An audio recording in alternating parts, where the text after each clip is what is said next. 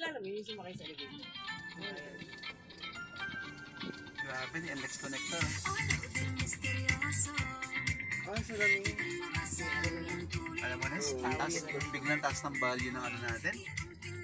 Kaya nga, kaya din yung binenta yung third grade.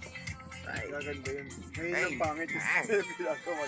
Ay, sa race. Pag ito nga, paupa, yung upa niyan, bayad kay Asya na yun, ha?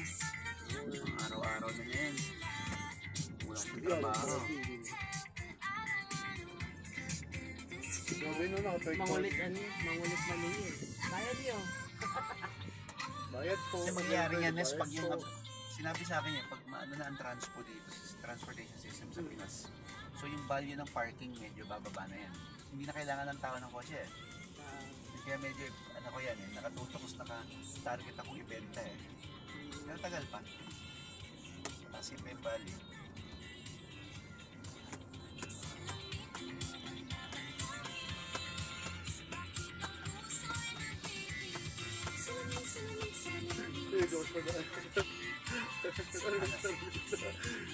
Music niya. Okay kaya Joshua, yung TikTok kaya kami dalawa. Ganun ka.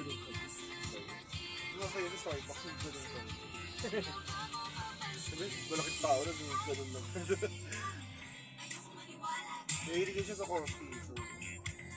Pero pag once a day lang.